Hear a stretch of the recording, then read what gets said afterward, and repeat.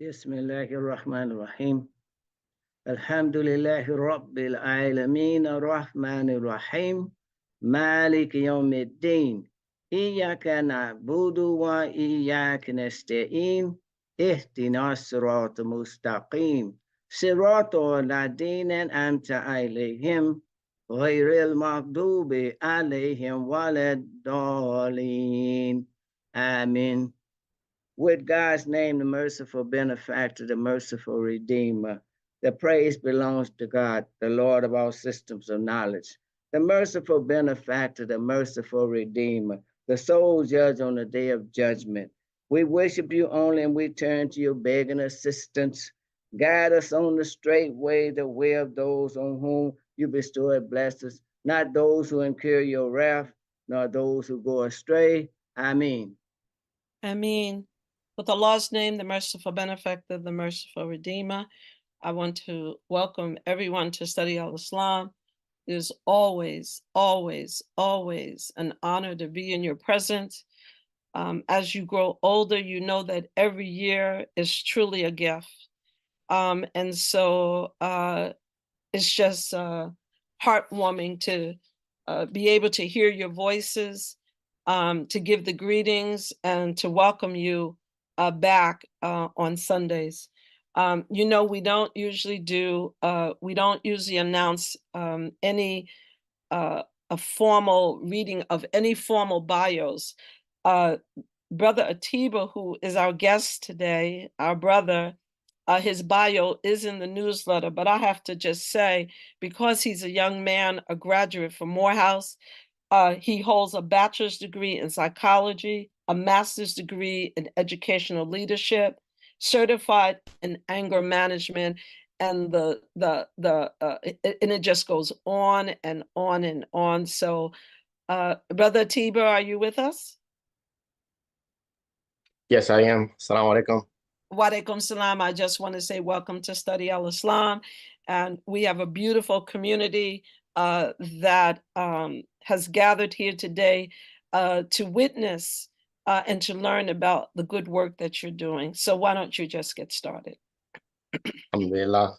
So thank you so much for having me. It's a pleasure to be here and to be included within this community and get the opportunity to, speak a little bit about the work that I've been able to do.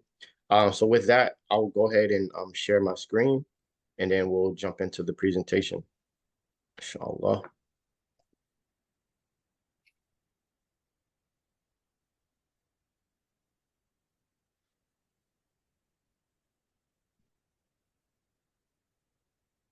All right. So the way that I often like to share the work that we're doing is to really start with my own personal journey, to help put into context, the need really for this work.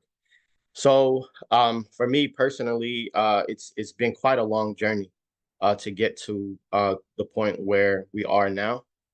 Um, and really, the place that I'll start in my journey is when I was 17 years old. Right. So the picture here that's shown is me at 17 years old.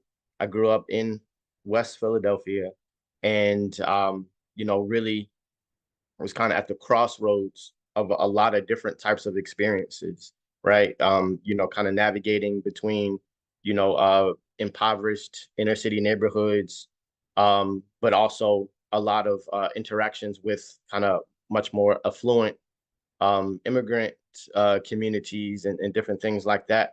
But I had great parents who ensured that I was really on the right track and doing the right thing and staying focused. And they raised me as a Muslim and gave me a sense of direction and a sense of purpose and a clear understanding that I was supposed to be doing great things in the world. And I really had the opportunity to watch them do great things in the world. And I was inspired to make sure that I upheld their legacy and took it even further. So this is a picture of me during my senior year in high school. A few months later, I was able to get the opportunity to head down to Atlanta and attend Morehouse College. All right, it's my first time living away from home in that way, and very excited, and just ready to embark upon the world and do a lot of great things and all of that. But during those first 2 years, while I was at Morehouse, some very interesting things began to happen. All right. I began to get different phone calls with some very bad news. And one after another, I got the news of so and so down the street getting killed, my friend from around the corner getting killed. So this one after another, one after another. Um, a lot of the young men who are my age that I grew up with in my neighborhood were being taken out one after another. Some through killing each other, some getting killed by the police. And then simultaneously, I also got the news of many of my cousins that I also grew up with around my same age getting incarcerated. So this slide, it shows 5 of my cousins who are all locked up around that same time. 2 of them are still in prison to this day. So so experiencing that, a lot of my friends and family members getting locked up, getting killed, it led to a sense of frustration and also confusion. Right, when I first came to school, I was an engineering major. Wanted to go into that field, and I was good in math and science, and I was just going to use that and have a great career. But after like all of these different experiences, I really felt like I wanted to do something about it. That it was upon me, especially based upon all the opportunities that I had been given, I needed to give back and I needed to do something, but I wasn't sure what. I wasn't sure what I could do. I tried to figure it out, and I just couldn't come up with anything that really made sense. However, I was given an opportunity after my sophomore year in college to study abroad. Got a chance to go to Damascus, Syria, to study Islam. However, at the same time, while I was there, the sheikh who was hosting us, he was the head of an orphan program. So it was an orphan program for orphan Syrian boys. And he involved us in this program. And I got a chance to work with them while simultaneously being away from home and have an opportunity to reflect upon my life and everything that I wanted to do with it. And it was at that moment where it really hit me. It went off just like a light bulb, and I knew exactly what I wanted to do with my life. So I came back to school, switched my major to education, and really working with youth is all I've been doing ever since over the past 20 plus years. And had the opportunity to work with youth in so many different ways, working as a teacher, a mental health counselor, starting after school programs and summer camps, and teaching in public schools and private schools. And I got an opportunity to teach abroad as well. I taught in elementary school in Kuwait for 2 years, and so many other things. And all throughout this time, I'm just really trying to figure out ways in which to do even better, to really, develop youth in the best way possible. And the unfortunate part is, throughout these years of working with all types of youth, every age range, every type of demographic, I began to lose some of the very young men that I was working with. Right. So pictured here in this slide, these are 4 young men who I had the opportunity to teach and to mentor. But then I had the experience of losing them to senseless violence. So all 4 of them, just in the past few years, have been killed. And this is heartbreaking, right? It's heartbreaking, similar to anyone who's lost a child. Losing a student who you've spent time with and helped to mentor, is heartbreaking to lose a young man. And despite all of the different great work that I had done, and all of the great organizations that I had worked with, and all of these good initiatives, the reality was that I realized that things weren't really getting a lot better, especially looking at the statistics. A lot of the same things that I experienced as a younger youth, with me losing my peers that I grew up with, my family members, so on and so forth, still taking place. Things weren't really getting much better, and it became very clear that a new approach was needed to developing youth, especially these young Black men. Something was needed, and then so I got to work, and started doing a lot of research, a lot of planning, a lot of reflecting, and after a long period of doing that, Allah really revealed, I believe, a formula that I believe is a formula for the success of our young people, a formula for the development of youth, especially Black youth and especially Black male youth. And this formula is service plus agriculture plus vocational training plus entrepreneurship will lead to purpose-driven success. And while we specify purpose-driven success, is because oftentimes when you just say success, people will think of like a lot of material things, making a lot of money, having a big house, having a fancy car, these types of things. However, we see a lot of good programs that help young people to obtain these material things, but without addressing some of the other very important things. Those same people who may obtain this material success will still end up being very bad people, doing a lot of bad things in the world. And that's not what we're aiming for. That's not what we need.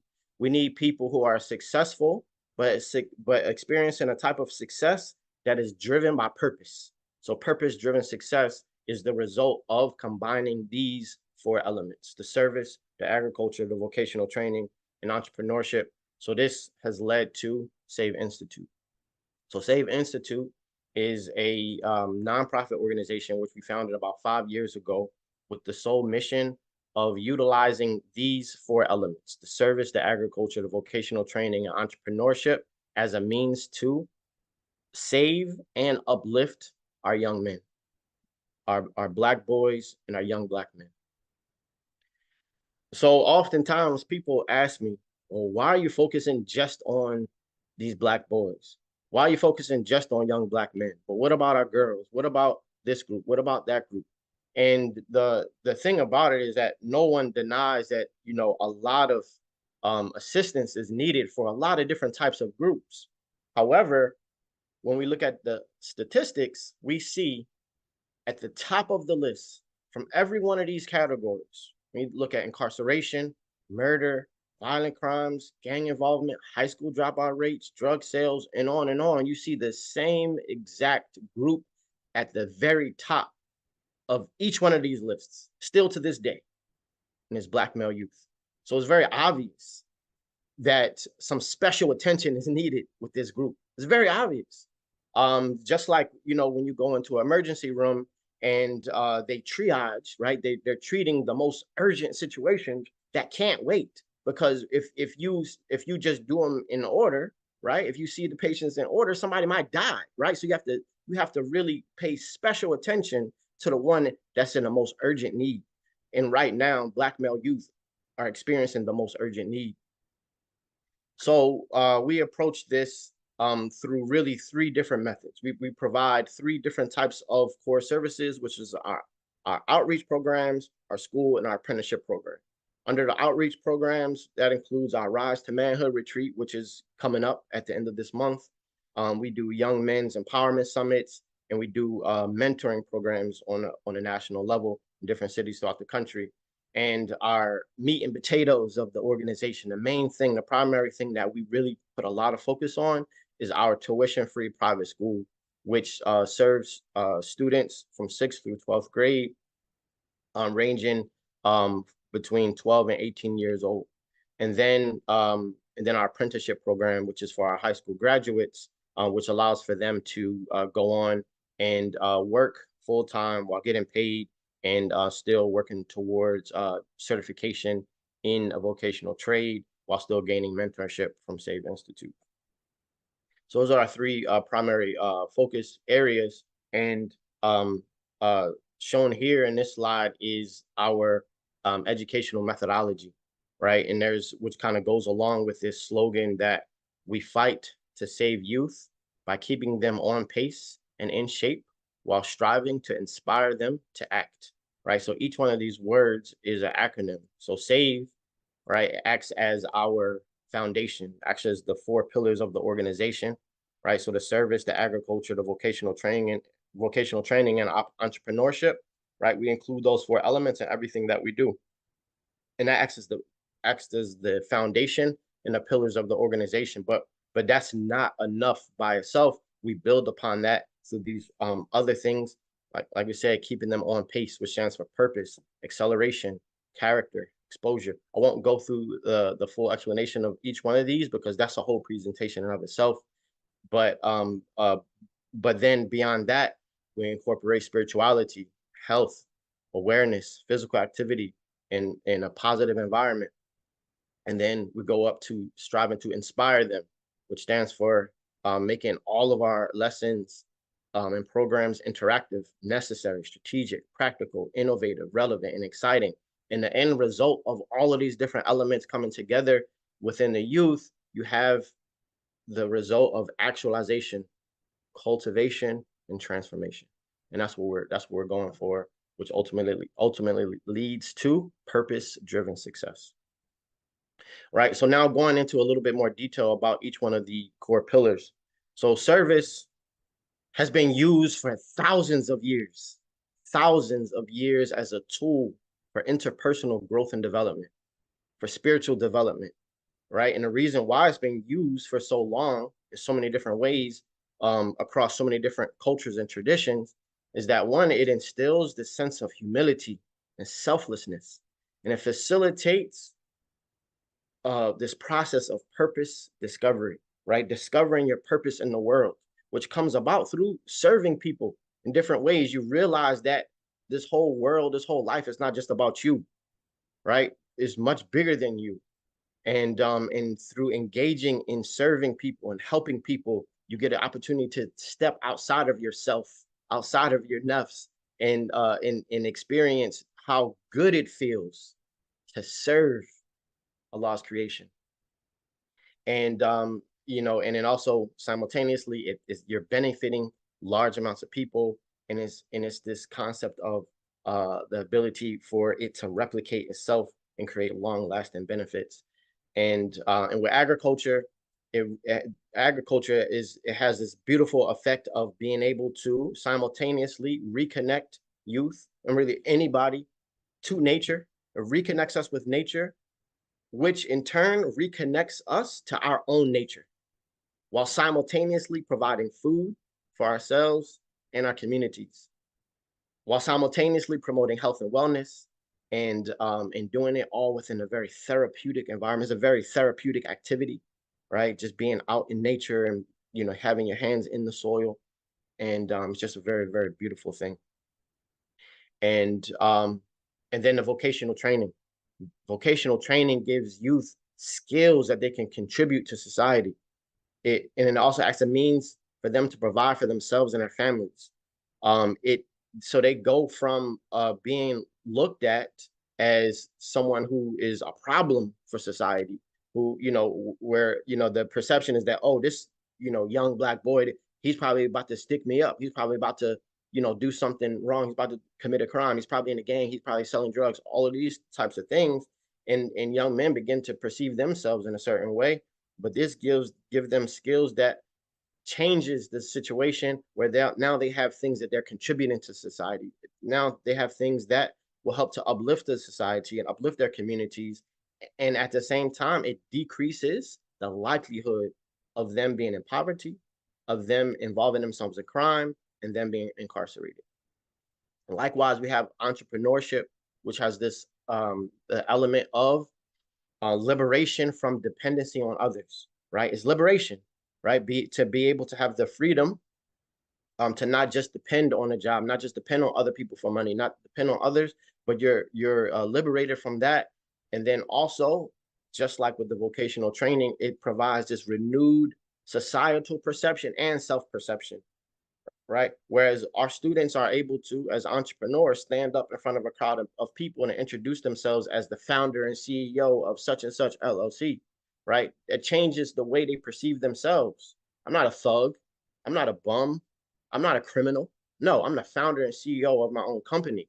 And it also simultaneously changes the perception that other people have of them, right? While simultaneously sparking this sense of creativity within them, and also leading to this discovery of purpose. And likewise, it decreases the likelihood that they will be in poverty, decreases the likelihood that they will resort to crime, and decreases the likelihood that they will be incarcerated, and many other negative things.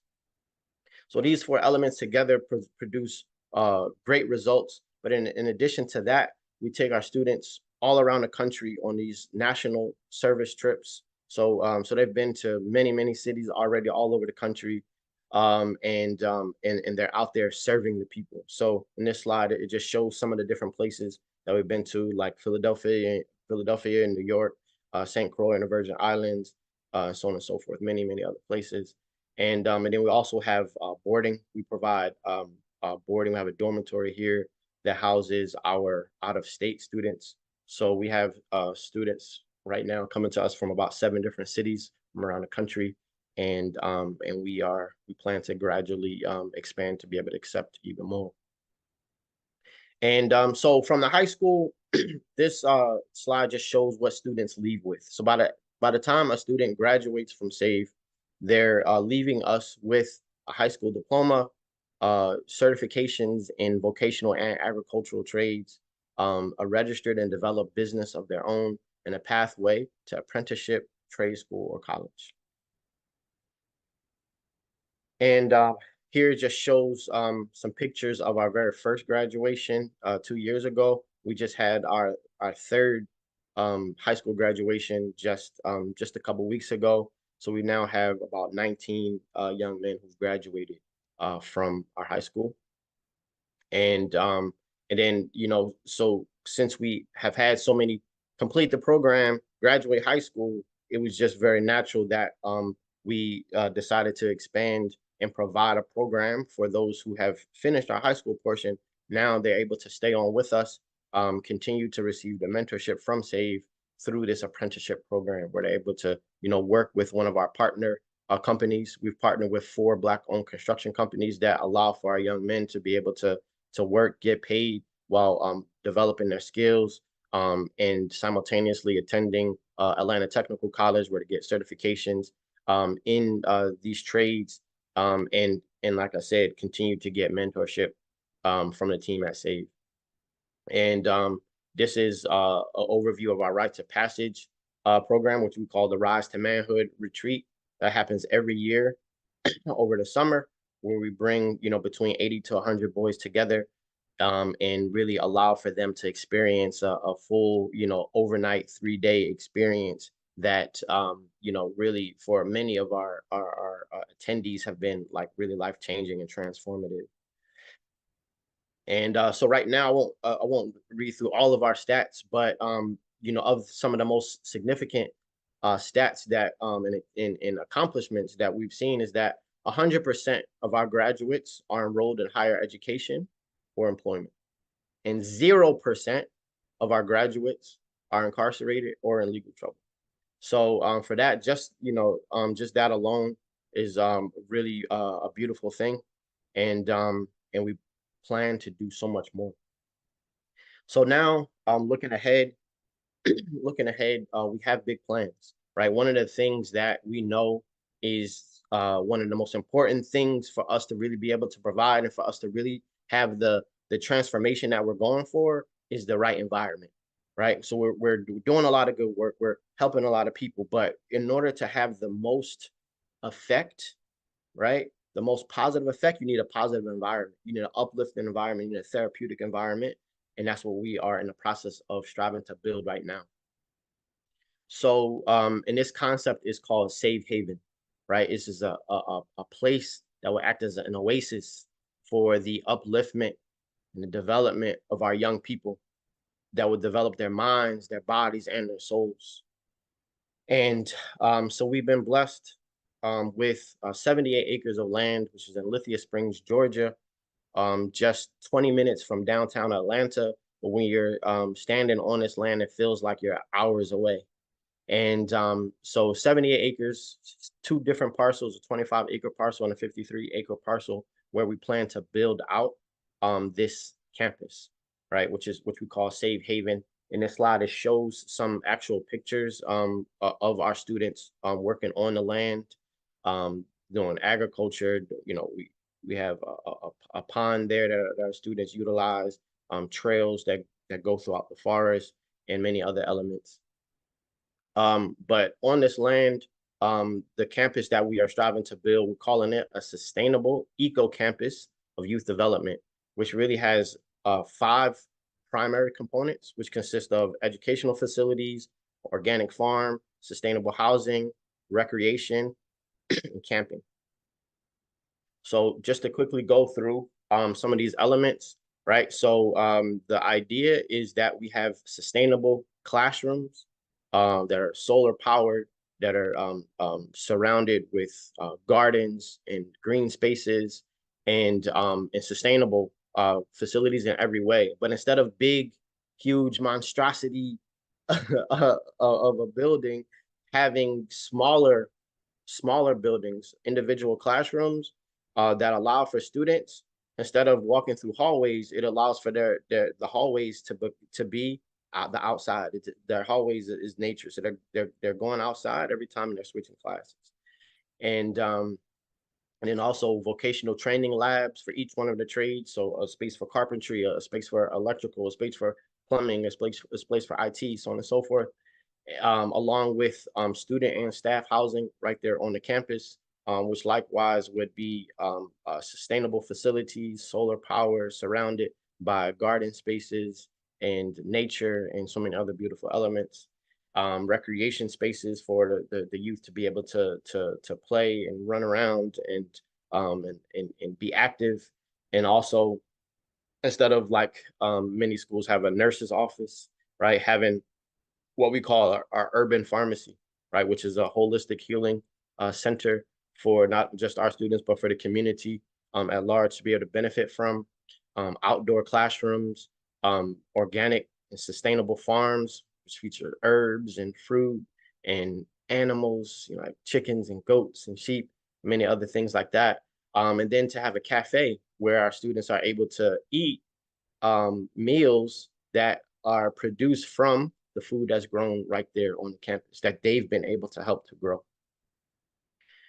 And to, like I said, to have camping and retreat spaces as well for students to be able to really get away and experience nature and in beautiful, uplifting environments. So the thing about it is that these are big plans, and we know that it's going to take a lot to get there. However, together we can do it, right? Together we can make this vision a reality. I can't do it alone, right? None of us can do it alone in silos. However, when we come together, we can really make it happen. We can really make a difference. So I invite all of you to come together and to get behind this cause, right? Because this is an issue that's affecting all of us. Probably every one of us on here have experienced the loss of a young man in our life, right? A loss either through being incarcerated, getting killed, lost in the streets, and many other negative things, right? And the result of that is affecting so many other aspects of our community. And if we really just get this right, so many other great things will be the result of it. So again, I invite you all to help and be involved in whatever way you can, whether it's giving great ideas or, you know, actually joining an organization and being involved in that way, or giving financially. We right now we have a $30,000 immediate goal that we are striving to raise. So anybody who wants to contribute to that, we invite you to do that. All donations are tax deductible. And we have a few different ways that you can contribute: through Cash App, through our website, through PayPal, so which is listed right here on this screen. So we invite you all to give whatever you can, whether it's $5 or $5,000. Anything is helpful. And I thank you for listening. I thank you for your time. And if you have any questions, comments, feel free to ask, inshallah. Alhamdulillah Rabbil Alameen. Thank you so much. Atiba, Yes.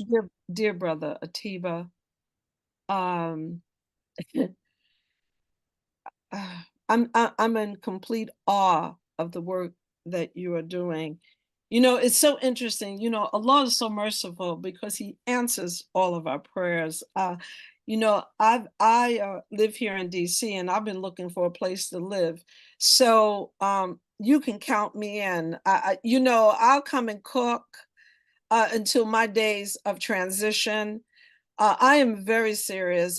If you need, you know, I don't do any cleaning. You know, but I will cook. I will. Uh, I, I I cannot tell you how moved that the work that you are doing.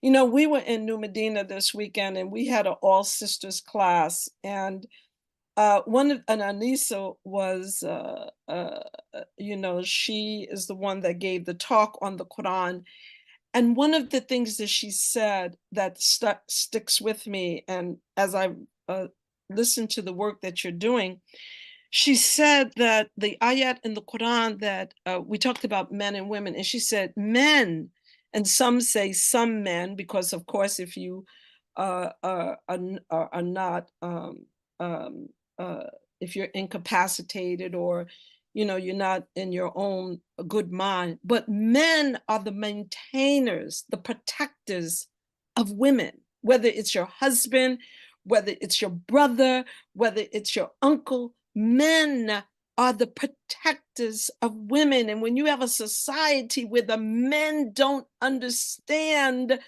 the commandment of Allah, the responsibility that they have to be the protectors of women. So this goes so far beyond the work that you're doing. You're producing men with the understanding of the responsibility of protecting the ummah, the community. And so the first question I had, and the to everyone that's listening, please, if you have a question, put your question in chat, because we certainly want to ask any questions that you have. The first thing I want to know is, how do you offer a tuition-free private school? How did you achieve that? So, I mean, honestly, you know, I would say it's still a work in progress, right?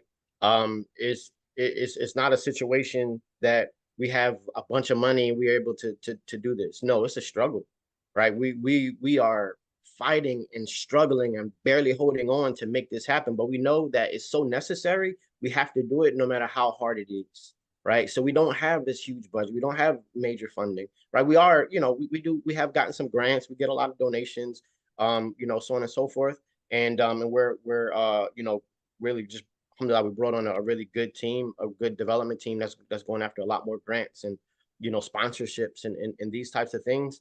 However, what we're striving for is this model that really that was inspired with over 10 years ago. It's a concept called the school that pays for itself, right? Where you have students that are you know, working on the farm, they're producing products, they're running a cafe, they're running a bed and breakfast on the campus, they're doing all of these you know, enterprises as the students. So they're learning these skills and also generating revenue that eventually are it gets built up to be able to fund their own school. So that's one of the things that we're really striving for, to be a school that pays for itself. But in the meantime, we definitely are very open to the donations and the sponsorships and the grants and other things like that. So with that, I'm asking everyone that's on this, that's here today, how do we make a donation right now? Please, everyone, let's make a donation right now to S.A.V.E. Whatever it is that you can afford, let's make a donation while we're talking, while Atiba is here. Let him know that we support this work, because I'm going to tell you, Atiba, there's not a time if I have to go out and I see 5 or 6 young brothers together that I'm apprehensive, because right now the crime rate in Chicago, in DC, is off the hook with our young brothers. I mean, and they're committing crimes in broad daylight. They're not even waiting till the sun goes down anymore.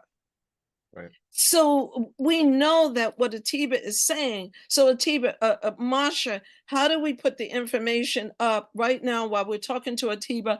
Atiba, I'm making a commitment of $1,000 right now. And I don't usually do this. You know, I've been on this program for a long time. I make donations privately, and I understand what the Hadith says about, make your donations privately, you get more blessings. But I'm making this donation publicly. I'm making $1,000 donation right now to S.A.V.E, because that's just how much I know that this is, if our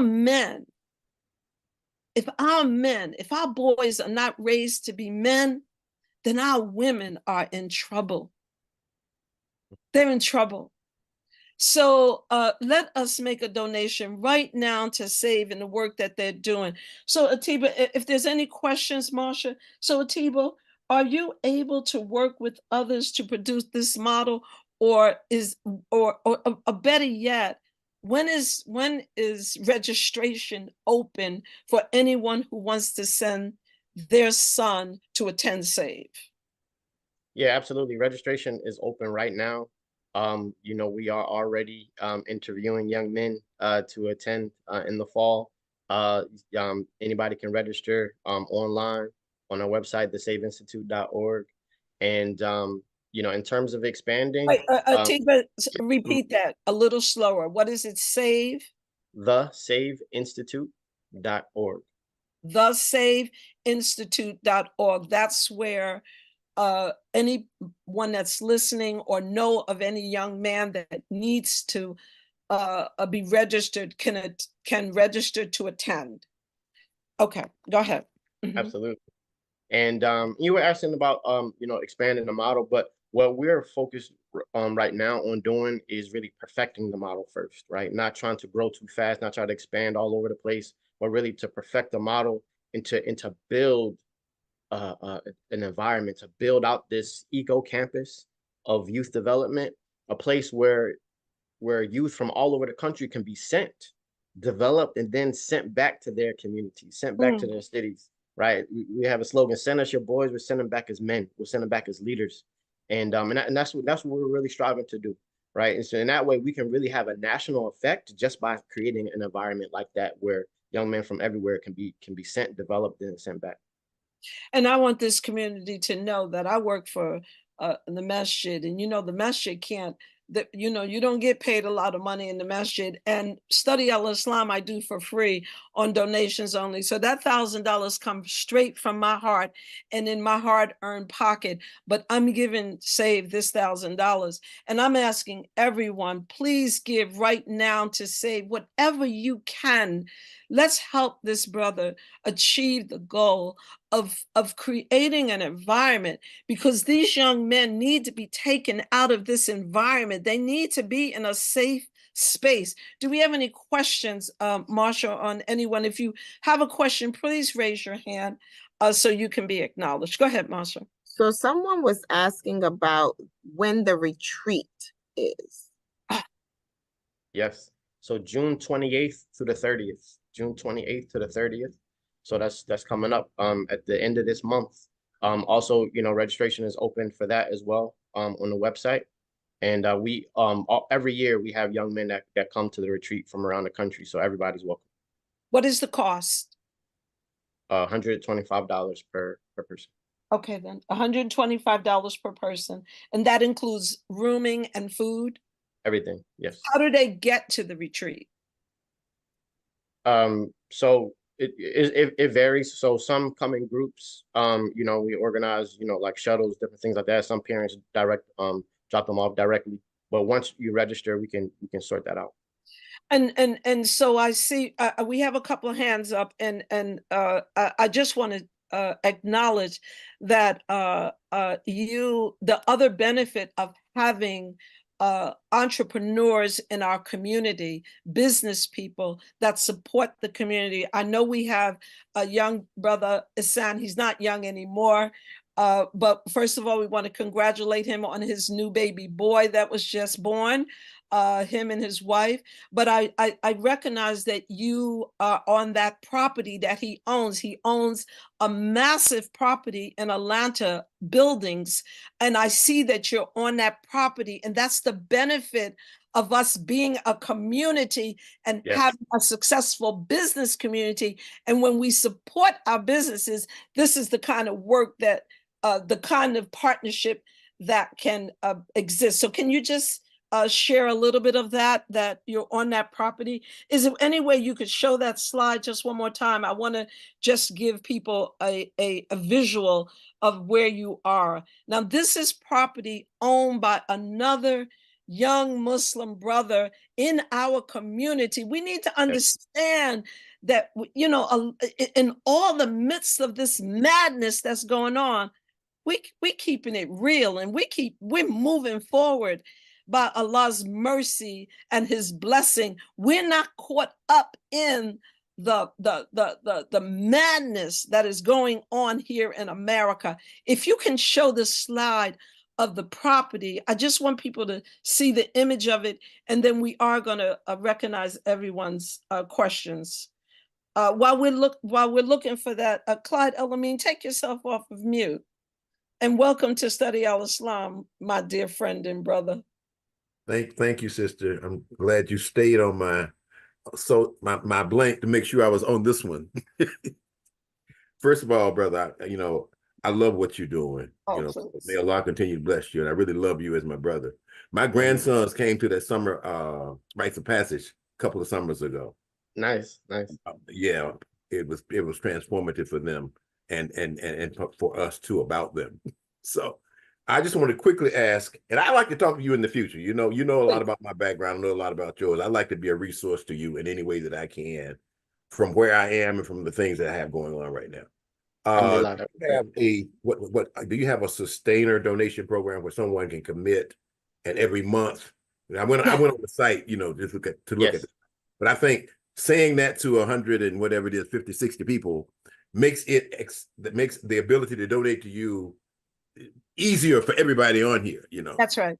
Yeah, absolutely. You're gonna definitely become on my monthly list. I go back to the site to see if I can find that. Yeah, so it's set up right there on the site. So you go to the SAVEinstitute.org/donate. I saw the donate part. I didn't go into it deeply, but I can go into that and find out how I can become like a monthly donor to you. That's very important.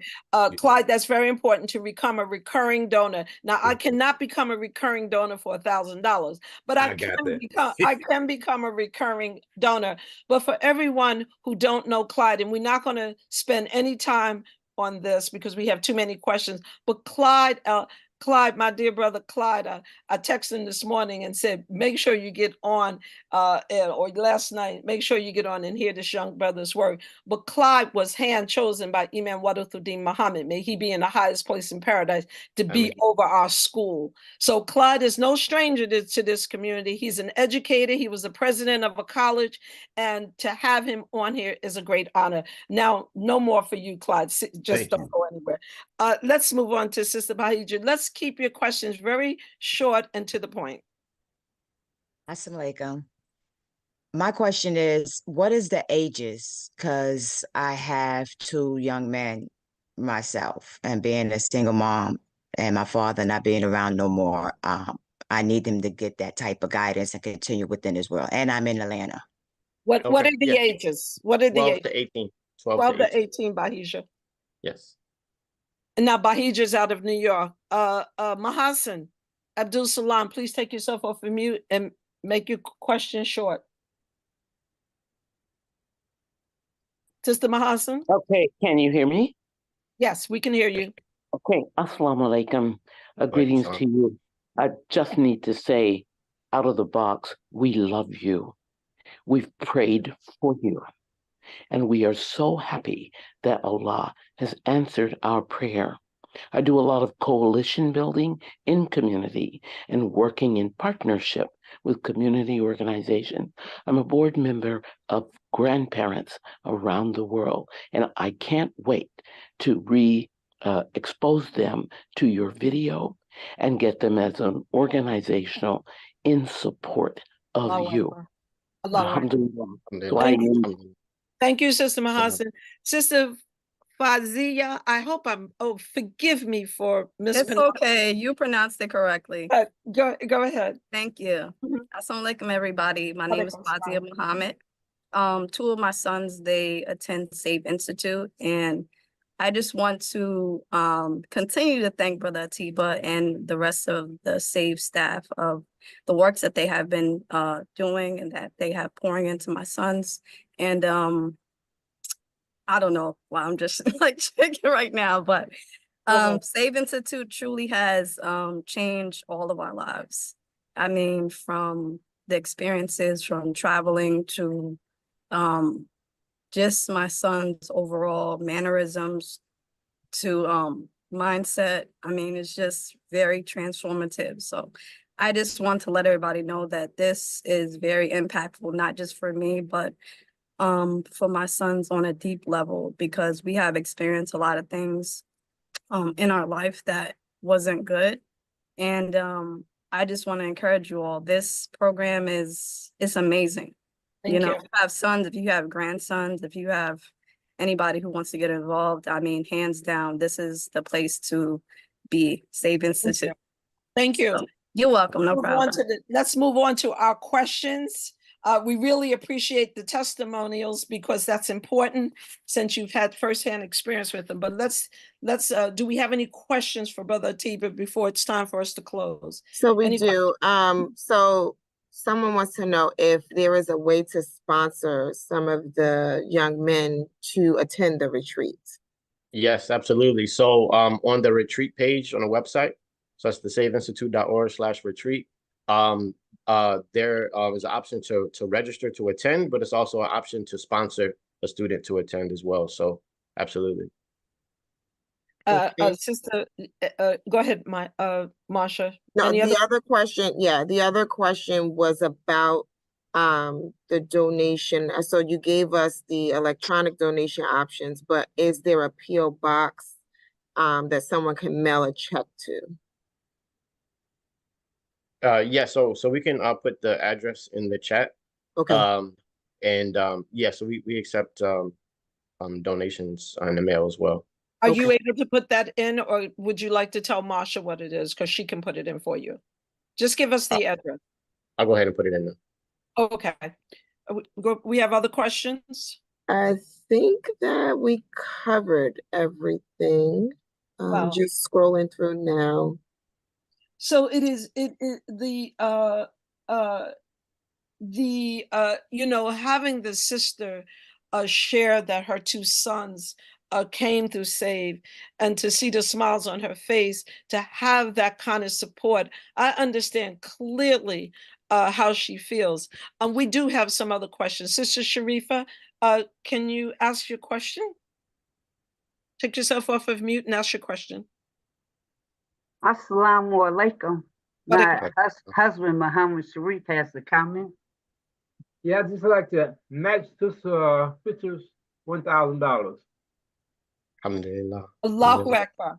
Allah bless you. Do it. Let's match Sister Fitrah and Brother Sharif's $1,000. Let's give this brother the help that he needs, because the help that we give him is the help that we need. You see, this is the help that we need, especially, our women. We need to have young men who are growing up, who understand that Allah has commanded them to be the protectors of women. They are protectors, whether they are our husbands, our brothers, it doesn't matter. So do we have any other questions? Yes. Yes, so please. 2 questions. The first is, what is the length of time the youth stay at your facility? And then I'll ask you the second one. Right. So we have middle school and high school, right? So the middle school is standard 3 years, and then but our high school is accelerated. So it's accelerated high school program where students are able to finish their full high school diploma in 3 years instead of 4. Okay. Next question. Are you in partnership with other schools? Yeah, absolutely. So we partner with a lot of schools, especially through our mentoring program, because mentoring is one of the primary aspects of service that we have our students involved in. So they're going around the city and around the country to different schools during this mentoring. So I'm out here in Atlanta. Muhammad Schools has been one of the schools that we've been able to go to a lot and work with the young men there as well. Okay. And then another question. What is your yearly budget? So it's been on average about 250,000 per year. Oof. So are we able to pull up the property that you're on? Because I really want everyone to see that it is a business, a young Muslim businessman, entrepreneur in our community who is providing some of the assistance that who's providing the safe shelter right now for S.A.V.E. Because I saw you all. I stayed on the property when I was there, and it was this property where I actually saw the young men uh, uh, uh, outside. There, you just passed it. This is the property to the right. So this property is owned by our brother in Atlanta. And when I was visiting Atlanta, I had the opportunity to stay on this property, is where I witnessed the young men from S.A.V.E. And they were all outside together doing their book studies. So it is important that we support the businesses in our community because they are giving back to the community. That's right. Is that right, Brother Atiba? That's right. That's right. Alhamdulillah. Yeah, so this community, alhamdulillah, was started by S.A.V.E. It's called Glen Rose Gardens, 238 unit townhome community. Right in the middle of the black, community. A lot of Muslim families live here. We have a space for prayer. We have a small farm, and a lot of beautiful elements that allow for families to come together and do a lot of great things. So I got behind Brother Ihsan over 5 years ago, supported him in building up this community, and naturally, we knew that this would be the perfect place to start S.A.V.E. Allahu Akbar. Allahu Akbar. So this is what happens when we work together as a community. And then our mind is not focused on how much money somebody making, who's living big, but we're focused on what it is that we can do collectively, do for self. This is a method, a process, a way of thinking that we were taught in the Nation of Islam to do for ourselves. And this is what is being produced, the kind of work that Atiba is doing is being duplicated all over our national association. Any more questions, Marsha? Yes. Are there opportunities to volunteer at different activities like during retreats? Absolutely. Absolutely. Also, so there's an option as well on the registration page for the retreat to sign up to be a volunteer or a mentor. It looks like a safe haven for me. At my age, I'm looking for a safe haven. There's many of us looking for a place to retire. And seeing the complex that you want to build, I just hope that you will build make sure that there's a space in there for someone like your sister Fitrah, your aunt Fitrah. Absolutely. No more sister Fitrah. This is the auntie Fitrah. Yes. Do we have any more $1,000 donors? I mean, let's really support this brother. Whatever amount of money that you can give will help to make this dream a reality, so we can stop hearing all of these news reports talking about our boys as if there is no hope for them. thank you. There is hope for them. And that is the kind of work that Atiba is doing.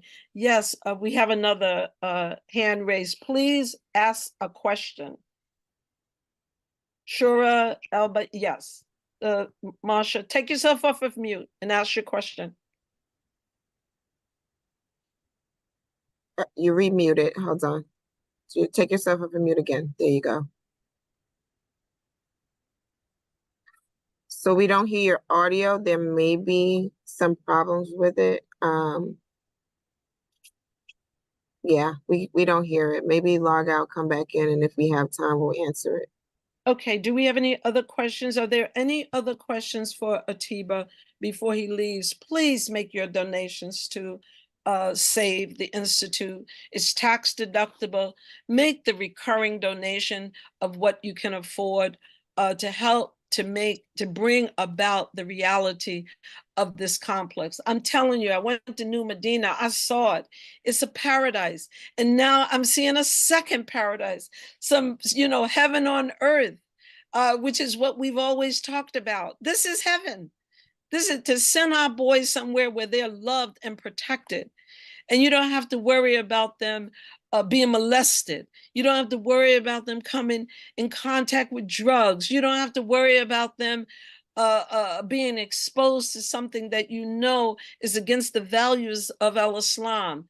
This is what we want to produce. We don't have time to be worrying about what CNN talks about and who. I mean, yes, we need to vote. God knows. I don't want anybody on here saying that Sister Fitrah is recommending or is suggesting that voting is not important. Yes, we know voting is important, but this is important. This is important in the work that's being done in our National Association. Is there anyone else on here that can give $1,000 to S.A.V.E Institute? Do we have any other questions, Marsha? So there's a question of whether or not you can help boys 18 to 25, so past that high school range. Yeah, so that's our apprenticeship program, right? So we have the vocational apprenticeship program, which is for young men 16 through 24, that allows for them to be able to, go through this apprenticeship process while working for one of our partner construction companies, and getting certifications through Atlanta Technical College and mentorship through S.A.V.E. Tell me a little bit about your teachers.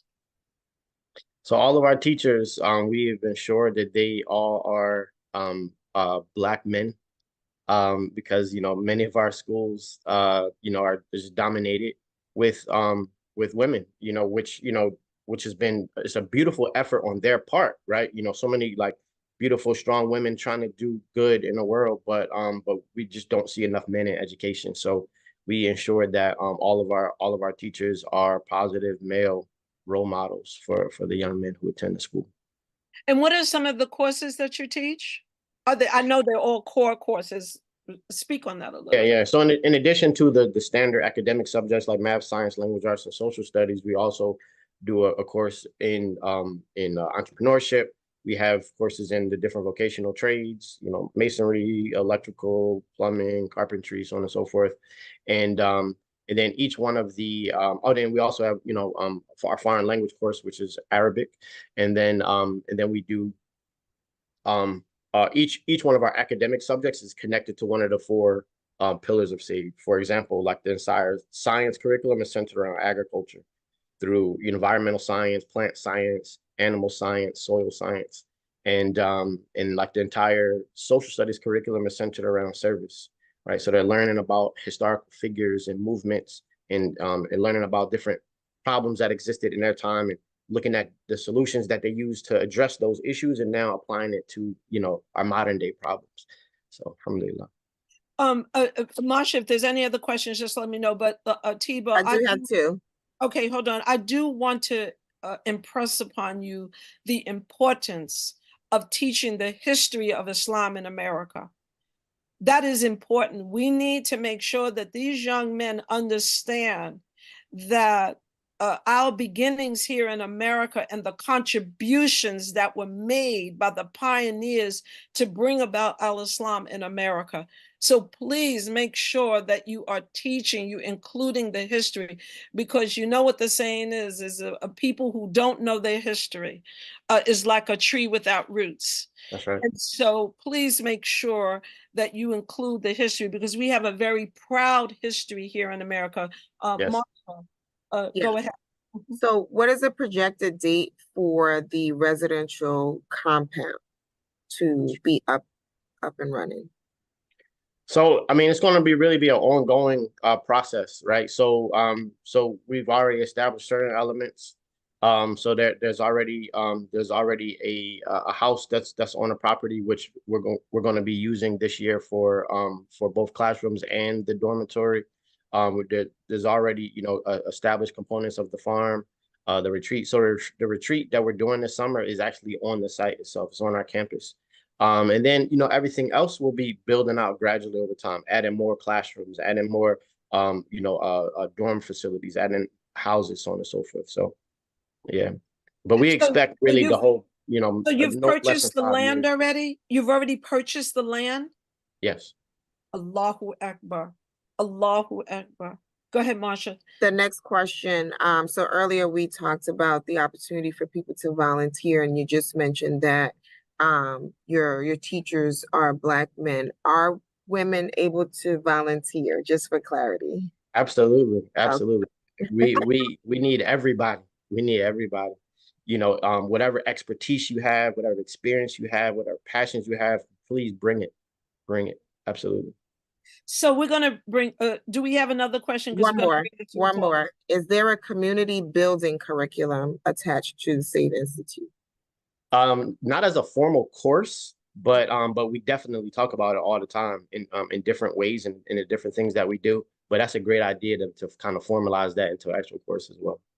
But there is a component, and don't miss it. You're taking these young men from all over the United States, and then you're teaching them and you're sending them back to their city to be contributors. So you are building a component of, whether it's subconsciously or consciously, you are grooming them to go back to their city and become contributors. And I think that's a great contribution towards community, is to have healthy young Black men who understand their role in society.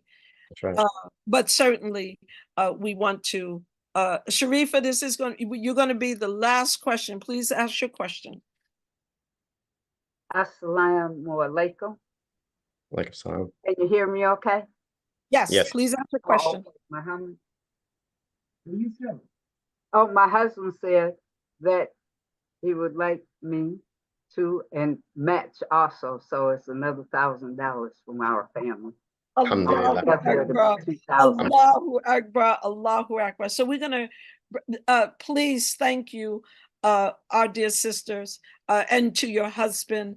I can see that you all are pioneers of this community, and we understand the need to come together and do for self, because nobody else is going to do for us. And we should not be looking to other people to do for us.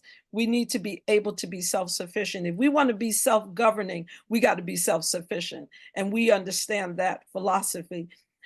This is not a welfare mentality community. We've come from ground up, from nothing to something.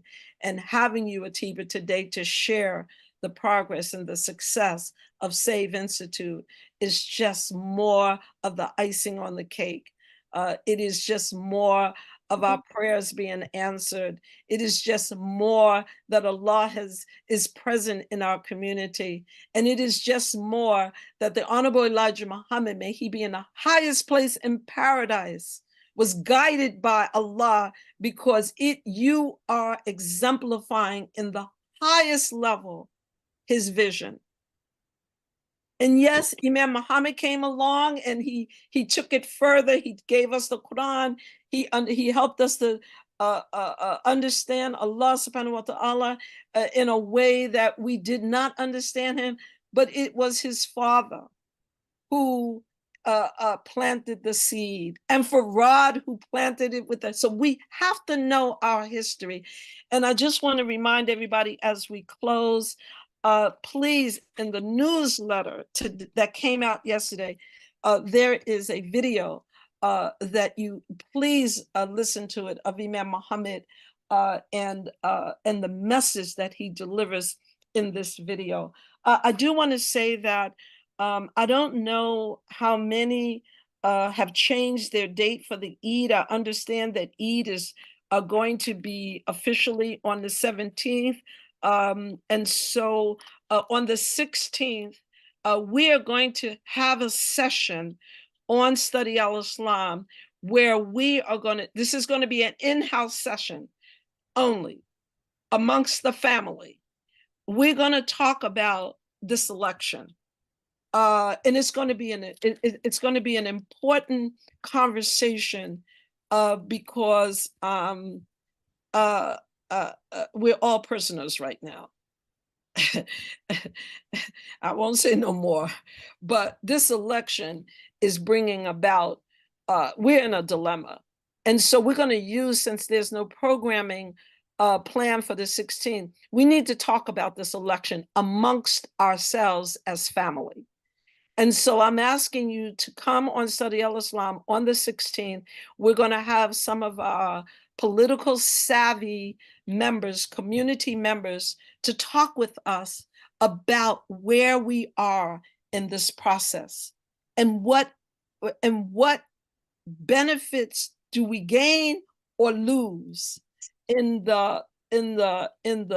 this environment where many of us don't want to even vote.